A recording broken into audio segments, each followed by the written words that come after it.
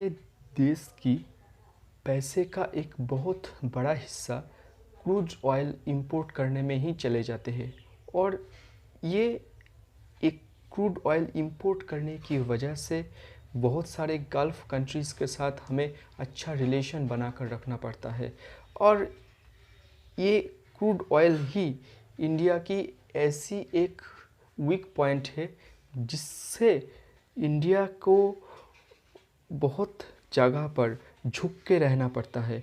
तो Indian government की ये एक मुहिम है कि हम अगर इलेक्ट्रिक मोबिलिटी की तरफ आ जाए, अगर हम इलेक्ट्रिक व्हीकल को अपना ले तो ये क्रूड ऑयल इंपोर्ट को बहुत हद तक डिक्रीज़ किया जा सकता है।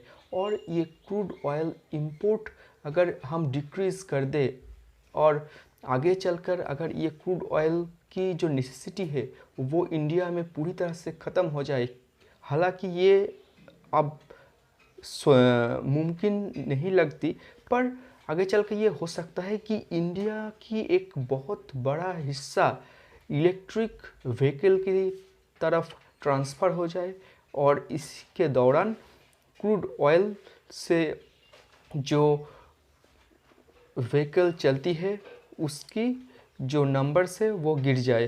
तो हमें एक बहुत हद तक दिल खोलकर सांस लेने की जो सुविधाएं है वो प्राप्त होगी, क्योंकि तब हम हमारी देश की एक बहुत बड़ा पैसों का हिस्सा जो क्रूड ऑयल के नाम पर इंडिया से बाहर चले जाते हैं उसे हम रोक पाएंगे। और इंडिया की इंफ्रास्ट्रक्चर, इंडिया की गवर्नमेंट, उसकी जो एक कंपोजिट जो ग्रोथ है उस ग्रोथ में ये पैसे को इन्वेस्ट कर सकता है।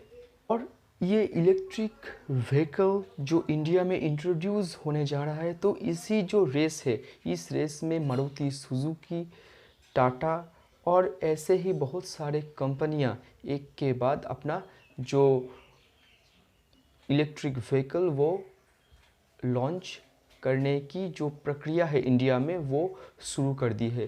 पर ये एक चीज़ सोचने की है कि अगर हम सारे फोर व्हीलर मैन्युफैक्चरिंग जो व्हीकल्स है उसको देखें तो ये एक चीज़ है कि अब तक जो इलेक्ट्रिक व्हीकल की इंट्रोड्यूस हुआ है इंडिया पर वो ज़्यादातर पब्लिक ट्रांसपोर्ट पर हुआ है, बस एंड एक्सेट्रा। और इस रेस में टाटा सबसे आगे है। और आगे चलकर ये एक चीज़ तो क्लियर है कि टाटा इंडिया की फ्यूचर में इलेक्ट्रिक मोबिलिटी में नंबर 1 बनने वाला है, क्योंकि अदर्स जो कार मैन्युफैक्चरिंग कंपनीज़ है उन लोगों के पास ऐसी कंपोजिट ग्रोथ करने की जो प्रॉस्पेक्ट है वो नहीं है। वो सिर्फ कार मैन्युफैक्चरिंग कर सकते हैं और उसके अलावा ज़्यादा से ज़्यादा वो बैटरी को मैन्युफैक्चर कर सकते हैं। पर अदर्स जो फैसिलिटीज़ है वो उसे बाहर से हायर करना पड़ेगा।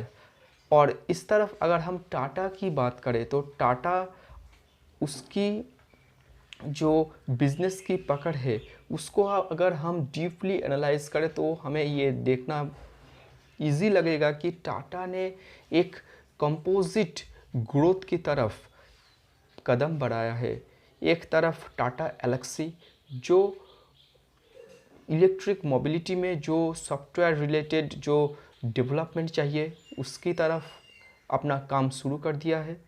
दूसरी तरफ टाटा पावर जो इलेक्ट्रिक चार्जिंग स्टेशन बनाने की काम में जुटी हुई है। टाटा मोटर्स जो इंडिया ही नहीं दुनिया में एक लीडिंग कार मैन्युफैक्चरिंग कंपनी है।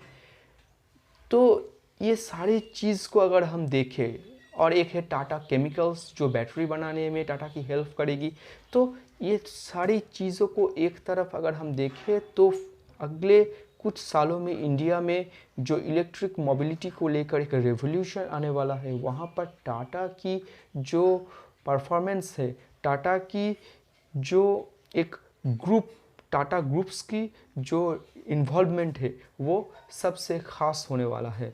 पिछले दिनों एक न्यूज़ आई कि HPCL और टाटा पावर की एक टाइप हुई है। इस टाइप का मकसद ये है कि HPCL की 18,000 पंप पर टाटा पावर ने अपना इलेक्ट्रिक चार्जिंग स्टेशन बनाने की एक बात की है, और इस बात को लेकर एक अपडेट भी आई है कि टाटा ने ये चाहता है कि स्टिल अब तक जो इलेक्ट्रिक व्हीकल इंडिया में लॉन्च्ड हुए हैं, वो इलेक्ट्रिक व्हीकल को चार्जिंग में कोई तकलीफ़ ना आए। तो इनिशियल स्टेज पर ये 18,000 चार्जिंग स्टेशन स्थापित होगा। तो ये 18,000 चार्जिंग स्टेशन टाटा पावर्स को एक अच्छी मुकाम पर ले जाने वाला है। तो टाटा पावर की जो स्टॉक जो पिछले दिनों 120-125 के अंदर पिछले कई महीनों से ट्रेड कर रहा है, तो आगे चलकर मुझे लगता है ये एक बहुत अच्छी जगह पर पहुंच सकता है।